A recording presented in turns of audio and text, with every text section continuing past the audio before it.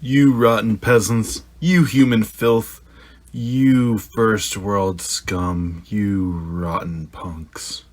This is World Solution Writing Process Podcast, episode 25, part 8 of the Random Fragments series, and that's all you're getting for a while here on out. Again, for clarification, I am trying to write the book that brings down global capitalism in the short-term future. And to do that, I am taking notebooks that I've written in handwriting and transcribing them into digital text. And after I transcribe these fragments, I read them into a recording device for you to listen to get a sneak peek on my book before I publish it, long before I publish it. But anyway, dive into it. Here are the fragments. You just wanting a smooth, enjoyable podcast experience while people are starving, you monster. All right, let's go.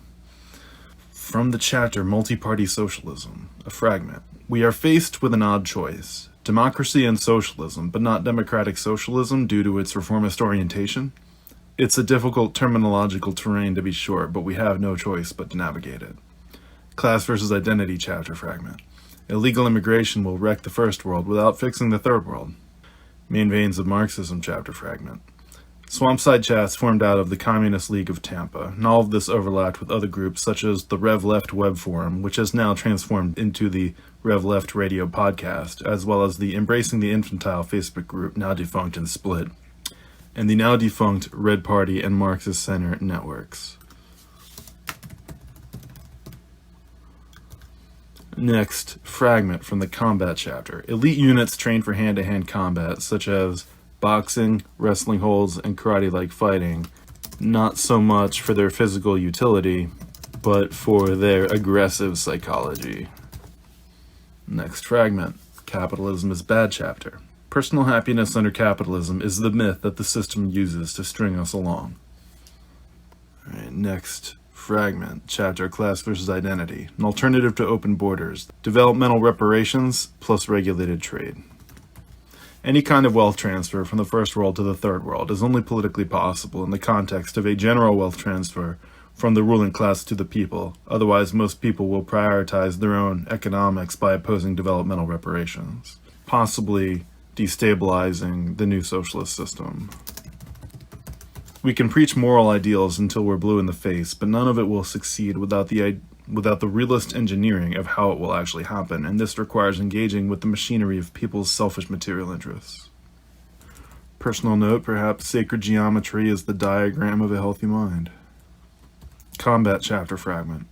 Training rather than fighting, rehearsing combat drills rather than engaging in combat. Do not immediately attack the system militarily. Instead, prepare for later attacks. Main veins of Marxism fragment. The necessity of Trotskyism despite its problems.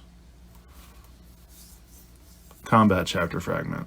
Demand surrender before firing or entering. Remind people that if they surrender, they will not be harmed. This is called surround and call out, or deliberate versus dynamic entry. More in the combat chapter. You don't have to be anywhere near as good as the professionals, with basic action by a more poorly trained and more poorly equipped forces triumphing over superior training and equipment in a political situation of mass disobedience, parallel government, and wavering discipline among security forces. More in the combat chapter. Professional militaries prefer leveling a building, using tear gas to force defenders of a building out, or blowing open an alternative entry point rather than engaging frontal breach and entry. Entry by diversion is better than frontal assault. Professional militaries blow open alternative entrance points with various methods such as rocket-propelled grenades or attack by vehicle-mounted firepower such as a tank, helicopter, or APC, rather than attempt the suicide of a frontal breach and entry. They may also use, small-scale portable explosives. On January 6, alternative points of entry were created by nothing more than wooden sticks or other entry tools, smashing open windows.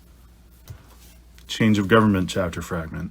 The first and main task is not the potentially violent task of disbanding the old legislature and administration, but the definitely non-violent task of forming a new legislature and administration. More combat. The general task of disbandment is physical occupation of the opposing legislature, and preferably this is done by a human wave of protests, rather than units armed with firearms performing a breach and clear. However, things don't always go how you prefer, and breach and entry is the fallback. You may dither, you may dabble. It's no matter. It's all babble. It's all a little dalliance as we dilly-dally with monarchist madness. Socializing is bullshit. Technology is bullshit. The only thing that is not bullshit is writing my book. Fascism chapter fragment. It is possible to build a socialism which balances modernity and tradition. This is certainly what the socialist countries in Asia and the global south have done, and this is the best antidote to the seductive power of fascist traditionalism. The alienated whites and males must be pulled away from the twin dangers of leftist white male guilt or the bigotry of the right, toward a strong class politics which explicitly includes them as well as everyone else.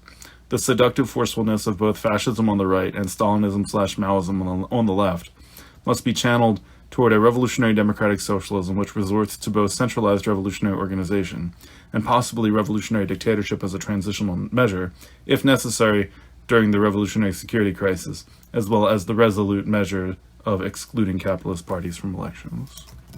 Class versus identity. This centrist socialism or socialist centrism needs its own discussion circles. Fascism chapter fragment. White nationalism always claims to merely defend the white race while practicing an aggressive, offensive rather than defensive racism against other races in reality. Point 2 on white nationalism. White nationalism either doesn't even claim to be socialist and is firmly anti-communist/anti-socialist, or rhetorically pretends to be socialist while always emphasizing race conflict over class conflict in practice. Furthermore, it never goes all the way to socialism in terms of economics, remaining within the framework of a capitalist welfare state at best, if not practicing extreme austerity at worst. What good is white nationalism to the white working class? If it doesn't uplift the working class whatsoever, instead leaving capitalism in place only whiter, if anything, it tends to suppress the working class even further. Point 3 on white nationalism. This means that for anyone concerned about the, quote, white working class, end quote, the best orientation is the sort of unity-based socialism embodied in the messaging of Bernie Sanders, which explicitly embraces both white and brown, men and women, gay and straight, etc., rather than any kind of white nationalism, which always betrays the class interests of the white working class, even if it is otherwise sincere in its racial nationalism. Fascism chapter fragment. This tradition-friendly socialism, though not purely traditional, need not be any kind of white nationalism. Instead, it can include the revolutionary tradition and balance the admittedly white-leaning American tradition with the resilient communities of the indigenous, people of color, and the developing world. More on the fascism chapter fragment. It would be silly to throw all of the technological and political accomplishments of European civilization out the window, even if we simultaneously condemn Europe's history of class hierarchy and imperialism. Karl Marx, after all, was a classicist with a Ph.D. in Greek and Roman history and culture, and the medieval and classical European world has a rich history of class struggle. It would also be a huge mistake to discard the beauty of the European folk tradition we now see most often represented in fantasy stories and games such as Lord of the Rings and Dungeons & Dragons, exploited so skillfully by much of the black metal scene to pull young white men to the far right. More on fascism chapter. The political role of socialists of European descent is not to self-effacingly center race and nation in every context, but to realize they have a special and central role in winning the global class struggle for all the people of the world in all races. This is certainly not due to any kind of biological or even cultural superiority, but simply their material location in some of the most technologically, economically, and militarily powerful countries, with some of the strongest ideological traditions of democracy, even if unpracticed, with this democratic tradition being critical to the future success of socialism overcoming its past mistakes. Without this occurring, none of the racial or national oppression could be eliminated anyway. In situationist terms, we must détourne or repurpose not only the West, but even the white race, from being a force for capitalism and fascism to being a force for democracy and socialism. This is not accomplished by centering race politics, but by centering class politics.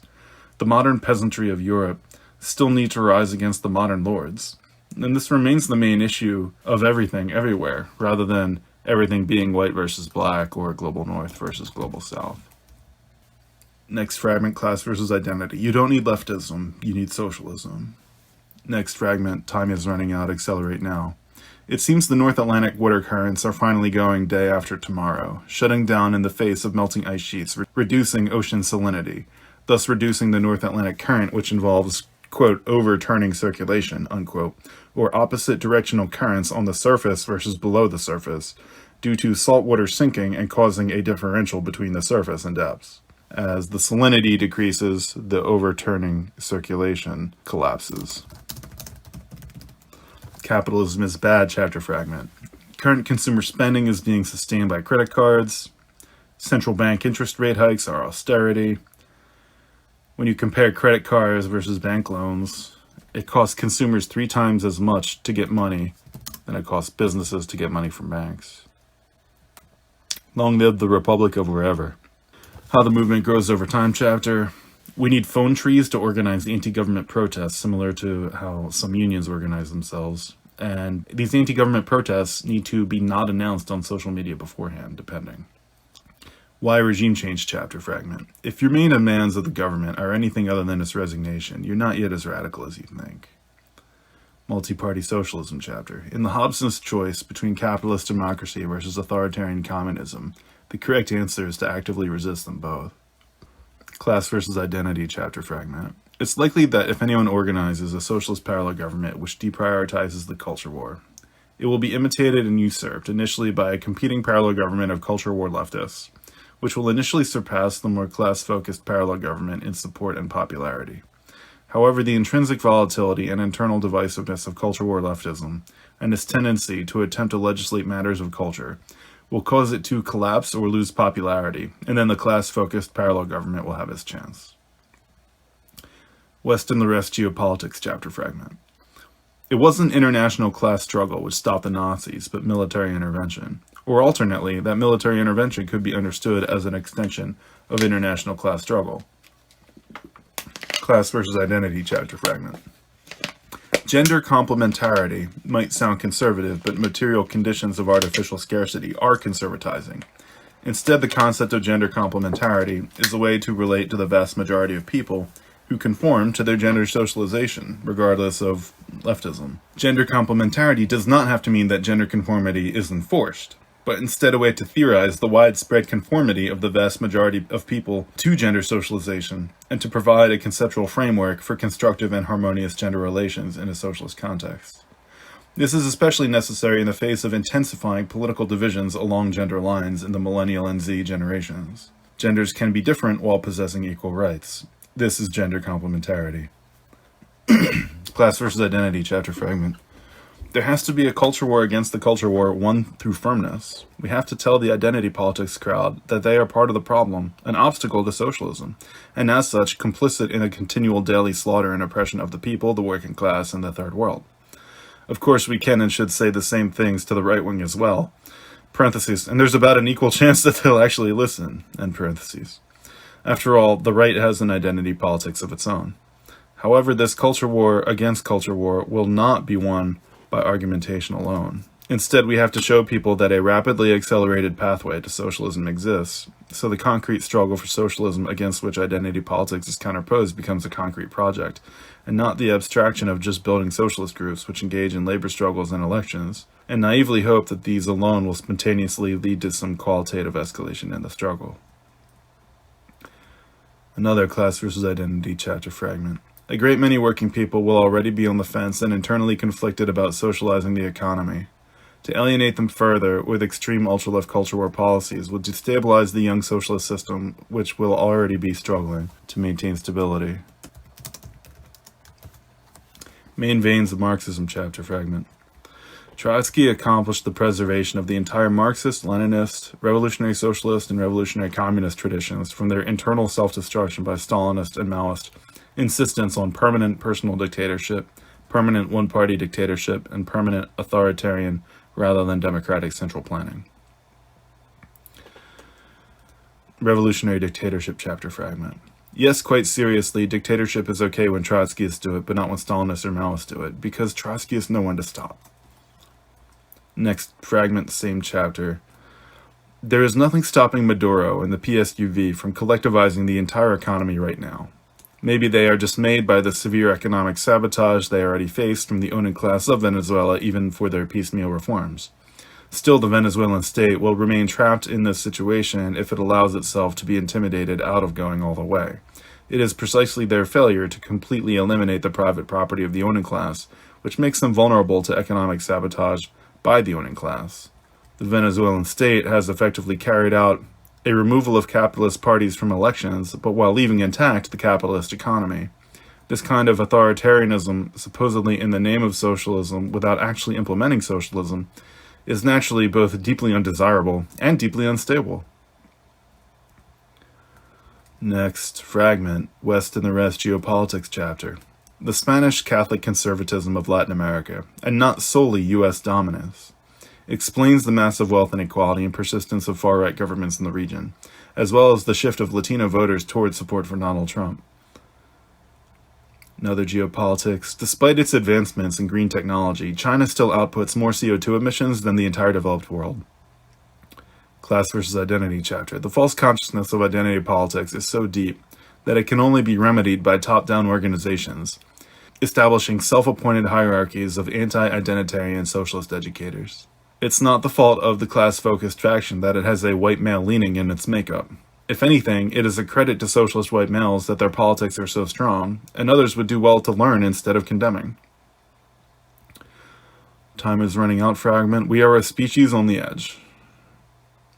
We are trapped between orthodox Trotskyist dogmatism and new left identity politics. Many who prioritize class over identity become labor activists. Sadly, this is, in many ways, another dead end. National Refoundation Fragment. America is the worst country besides all the other ones. Alright, so I wrote a letter, and I don't know what this is going in. I don't know if this is going in this book, or it's just like my own writing. I don't know what this is. It's called Dear Socialist Movement. Can we talk honestly? All of us know that our movement is rife with bullshit, which we ourselves know, tolerate, and semi-consciously internalize, if only for fear of being excluded from the movement by daring to say aloud what we are all thinking. We know that we are bullshit, and just as the world crisis requires a total popular upheaval, which overturns the apple cart and inverts all situations, so will the same have to occur within the ranks of our own movement, in equally an uproarious and disruptive manner, if we are to succeed in reconstructing ourselves, and by doing so, make it possible to lead the global uprising out of its present helpless flailing by putting an end to the helpless flailing of our own. The world needs a revolution and we are fumbling it. The world is on fire, and even still the socialist movement has not been able to gain leadership over the popular protest movement. For the world to achieve regime change, we must achieve regime change within the movement, which requires we achieve it in the socialist movement, which requires we achieve regime change in our own strategic and ideological concepts. The worst bullshit of our movement is not anything we are doing wrong, but more of an absence. We know that for our swirl of protest, labor, and electoral activity, our endless rioting and performing and memeing, there is a missing center to the whole thing and to the world. It would be easy to say this missing piece is a revolution, a mass uprising of the people. That's definitely part of it, but instead the issue is more to focus on the missing heart of the many popular uprisings which have already recently taken place, and the unawareness regarding what exactly must be at the heart of these mass protests for them to succeed. The missing piece is regime change, and as this book will explain, the missing pieces of regime change are primarily parallel government, and secondarily the organization of anti-government protests with an orientation toward winning over the security forces rather than fighting them, as well as a politics which combines revolution, democracy, and socialism. Continuing the notes. I think I'm going to put that in the introduction chapter. Anyway, so in the West and the Rest Geopolitics chapter, I think I'm prioritizing Northern and Western Europe within Europe in general. Anyway, the fascists lie. Fascism is not neither right nor left. Fascism is right-wing, plain and simple. Instead, it is socialism that is neither right nor left.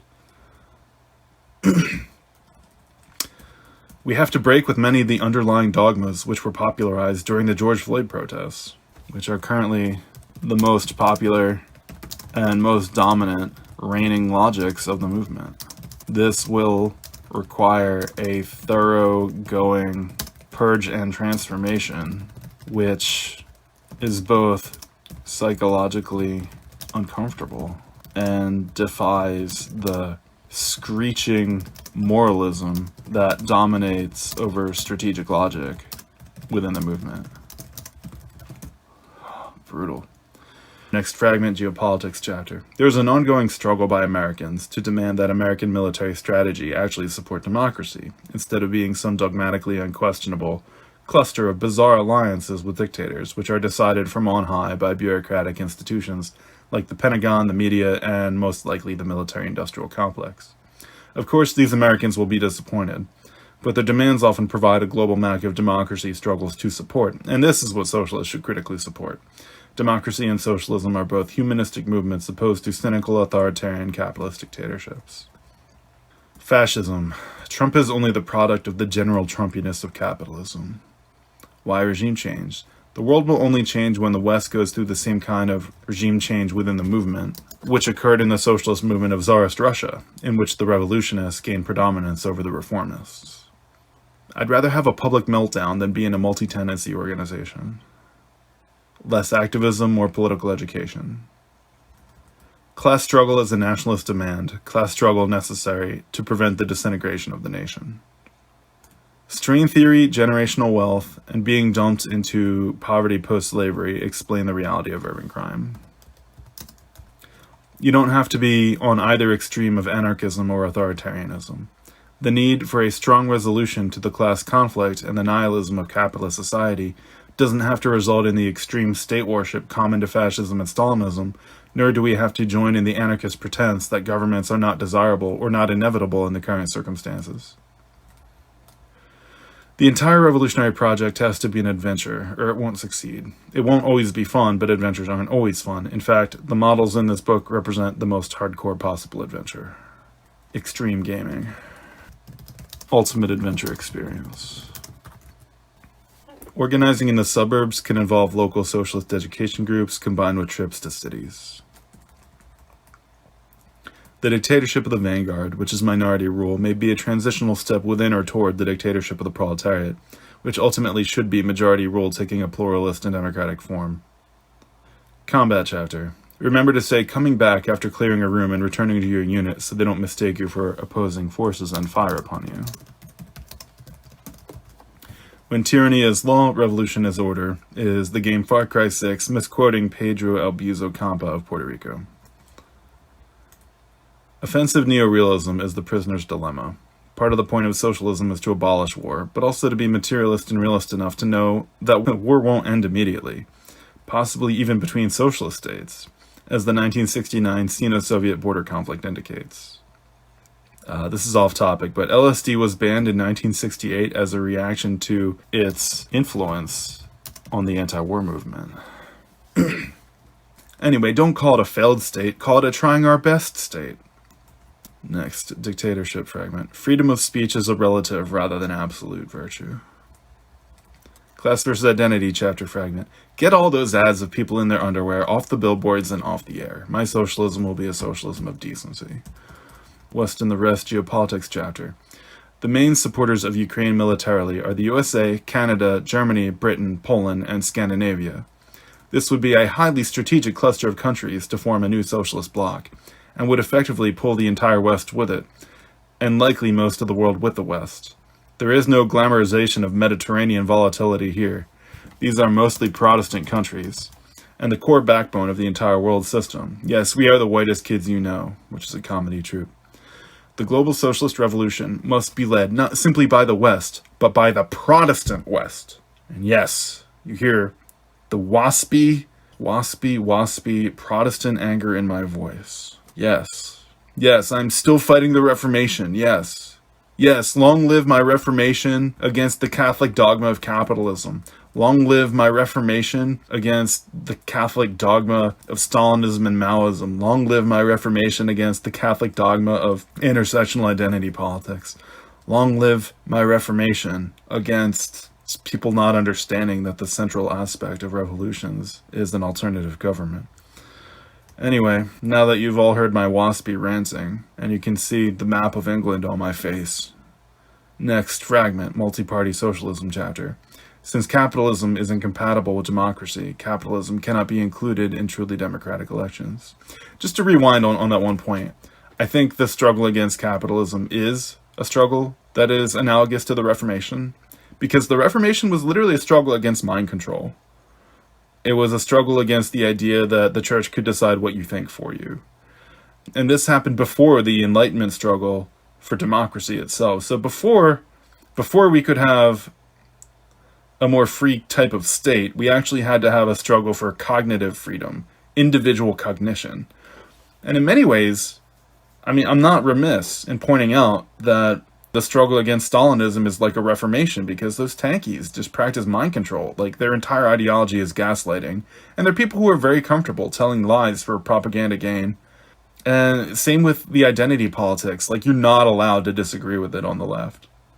So to struggle against identity politics within the socialist movement is, again, to continue the struggle of the Reformation, which is a struggle against mind control, a struggle for cognitive freedom, and for the right of individual cognition. So yeah, like, shake before my waspy rage. Anyway, speaking of which, we got some hot Lenin quotes from things like, alright, this is the dictatorship section. He demands unquestioning submission to a single will in Immediate Tasks of the Soviet Government, which is a 1918 piece, possibly the most authoritarian thing he ever wrote.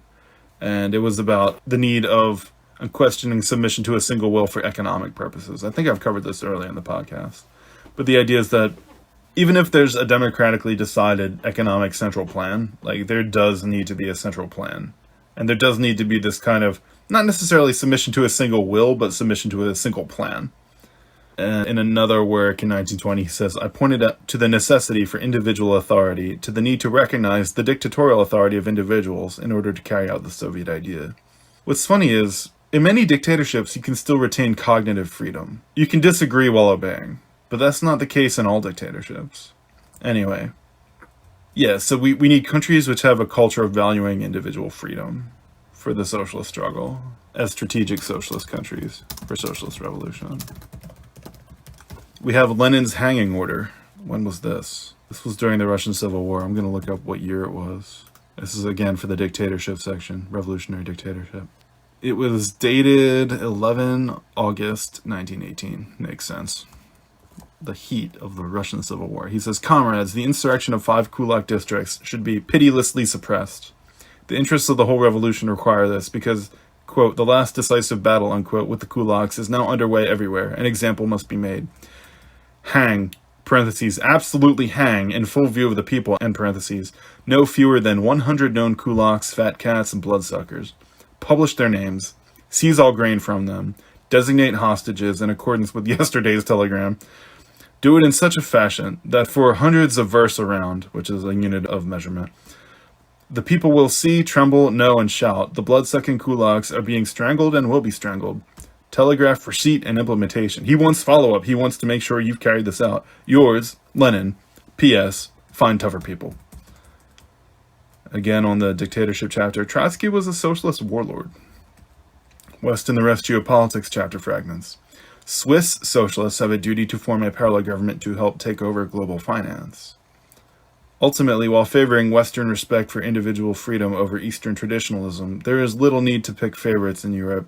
The entire continent is a strategic region, though the West is probably the best foothold.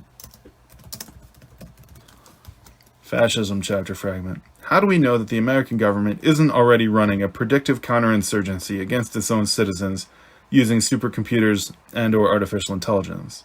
How do we know that this isn't already how corporate media news cycles are decided? The Nazi welfare state should be understood as a concession forced onto capital by the threat of socialism, to which Nazism was a response. Geopolitics. Neither a one-state nor two-state solution are realistically likely in Israel-Palestine unless the USA has a socialist revolution.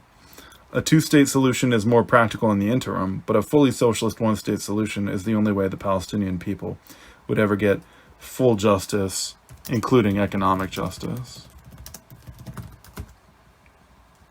Multi-party socialism chapter. Revolutionary democratic socialism is the convergence of many things. It is a re-expression of the socialist traditions of Marxism, Leninism, and Trotskyism. It is the most advanced faction of the global democratic tradition. It is the true fulfillment of the American tradition. It is the true expression of the democratic West. It is the most advanced and most genuine faction of the global socialist tradition. It is the most advanced and genuine faction of the anti-imperialist and anti-colonial traditions. It is the most advanced and genuine faction of the environmentalist movement. Movement Grows Over Time chapter, how the movement grows over time. In many ways, the labor movement has been partially replaced and partially supplemented by mass protest, riot, civil disobedience, and popular regime change by crowd revolution at the level of the nation-state. Europeans may strike to preserve their economic rights, but they also protest and riot with participation far outside the traditional union structures. Post-industrial analysis is incorrect on its face. Industry is still central to production, and the industrial working class hasn't disappeared, only been automated, downsized, and globalized. It is not too much smaller than it was originally. Even at the height of industrialization, the majority of working class worked in either the service sector or agriculture. The working class has never been majority industrial anywhere ever. The strategic importance of the industrial working class still exists, but its shrinkage does result in the need for a strategic shift to a more crowd-based concept of revolution involving protest, civil disruption, and crowd revolution, rather than centering labor solely or primarily. This does not mean we abolish our labor orientation. We just supplement it with something else. Yo, I put a Dungeons and Dragons dungeon inside your campaign as a meta RPG, so you have to play Dungeons and Dragons inside Dungeons and Dragons while you're playing Dungeons and Dragons. Anyway, why regime change? The problem is not simply that we need revolution as opposed to mere reform. The problem is the incompatibility of reform and revolution. Strategy chapter, crowd revolution strategy. Revolution is not necessarily a physical violent conflict, but more a contagious wave of resistance that spreads through the people and through institutions. A wave consisting of participation, non-cooperation, and loyalty shifts. Multi-party socialism chapter. It's true that even a democratic socialist state constitutes a minor class hierarchy, but it is a minor class hierarchy to abolish and prevent the return of the massive class hierarchy of a capitalist economy, or Stalinist-style bureaucratic dictatorship. Geopolitics chapter. The USA will transition from spreading democracy to spreading socialist democracy. Class versus Identity chapter. The pleasures of counterculture and of hedonism eventually give way to the pleasures of repression, discipline, organization, conflict, hierarchy, and dictatorship. Thrill seekers eventually realize that the laissez-faire attitude of anarchism doesn't provide the experiential intensity of socialist rigidity. Finally, a figurative guerrilla war against leftism must be waged inside the socialist movement. Leftism must be eventually driven out of the whole movement, but we can only begin by departing for the proverbial mountains and separating from the left into independent groups, rather than factionalizing inside larger groups. For now, we must shell the movement from a distance with the artillery of theory. And that is episode 25, part 8 of the Random Fragments series of World Solution Writing Process podcast. And you may see I'm hammering on some of the same topics over and over. My plan is to remove all redundancies in the book. Anything I've stated twice, I'm going to organize all these chapters. After I copy and paste, or cut and paste, all these fragments into their categorically correct chapters, I will then write up the chapters into coherent paragraphs, coherent chapters, readable chapters. For now, I'm just sharing these fragments with anyone who's interested. Possibly no one. Possibly it's my own silly exercise for just motivating myself to write the book. But this was written from 30 pages of handwritten notes translated into about 11 pages of Microsoft Word. So anyway, I'm going to call it there. This has been World Solution Writing Process Podcast, signing off.